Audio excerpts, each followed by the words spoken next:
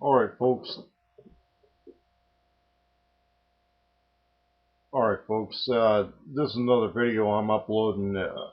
This is some research on a Hutaree militia situation that we've been hearing a little bit about on YouTube. We've been hearing about it to some degree in the mainstream media. Doing some research on the web and some other stuff. We're figuring out that obviously the government doesn't like these folks. There was an undercover operation against them for quite some time. Alex Jones had even gotten wind of an undercover operation against them. Some people who follow some of the forums that I follow had learned of some operation against a branch of the Hutaree, I believe, that was operating in Texas or Oklahoma. Recent information is that they were initially informed on by some other militia group. Some fingers are pointing in the direction of Michigan on this. Apparently, it's not clear yet whether the actual infiltrator was an actual government agent or was one of these professional paid informants. Usually it's somebody like a private investigator. It might be a retired law enforcement person or a person who left law enforcement direct employment and went into this contractor type of a world where they work on a case-by-case basis. They usually make more money that way, have more independence, and can develop their own cases. More on that later, because in a lot of times in cases like that, the independent contractor who's moved from regular state employment or federal employment law enforcement to that contract work has an incentive to sell the importance of their case. And one of the things that's being sold to the public, and it was obviously sold to the FBI on this, is that the Hutaree apparently had been planning for a multiple stage attack on law enforcement. And when I see what was supposedly the blueprint for their attack, it would resemble to some level some of the things that have been happening late in 2009. Actually, from the middle of 2009 until late in 2009, there was a guy named Poplawski in I think it was Pennsylvania, who had shot some cops who came to his house on a call that he had guns or something like that. Then there was the Mixon shooting in Oakland. However, the Mixon and the Poplawski incidents were both spur of the moment things. I don't think that anybody involved with those had previously planned what was happening in those. They might have had an attitude or might have said, well, if the cops come and mess around, they're going to be shot or they're going to fight, or these guys are just caught on the wrong day at the wrong time. However, later on in 2009, there were some directed attacks against law enforcement. And primarily this was happening in the Northwest. The guy who eventually was caught on this was by the name of Christopher Monfort. Now, a lot of people had pointed the finger at him being a Black Panther or something like that.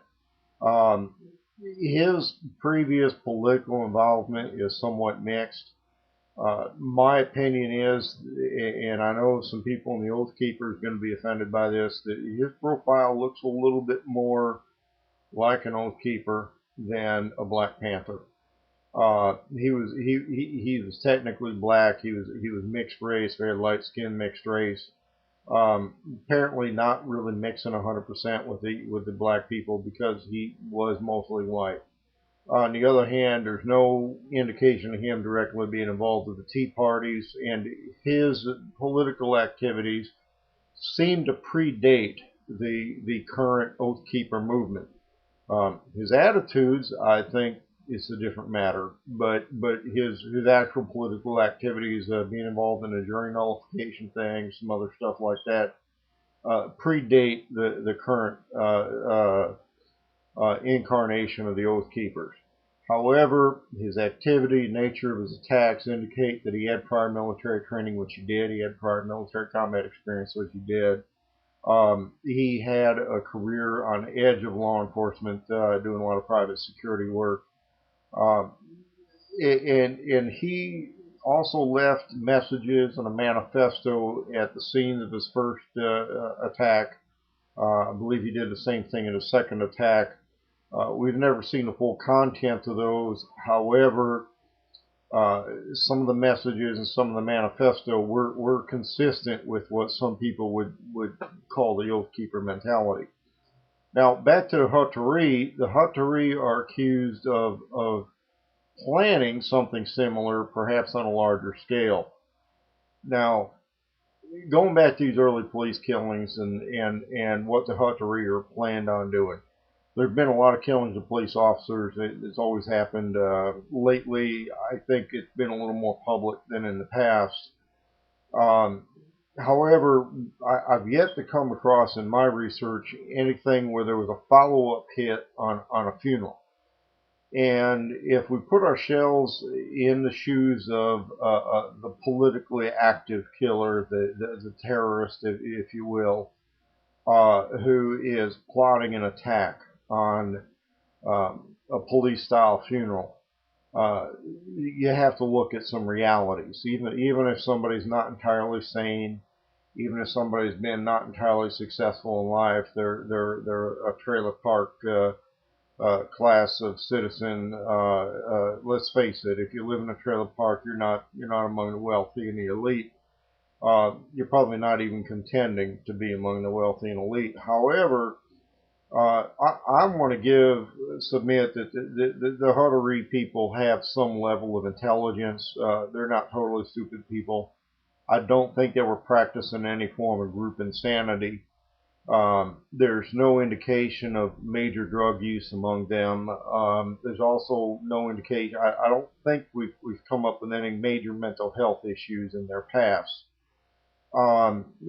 There's people making allegations of character issues, personality issues, things like that. It seems in all these recent cases, they belie the earlier prototypes or stereotypes of the lone wolf, or the people who don't get along with society, aren't getting laid enough. Charles Dyer, I was hearing allegations about how he's screwing half the women and wives of other people in his unit. Apparently these guys in the Hutaree, if you look on their webpage, now that they're not posting on their own webpage anymore because they're in jail, we got ex-wives and girlfriends accusing them of screwing around on them. Well, life can be an adventure in the trailer park too, I guess.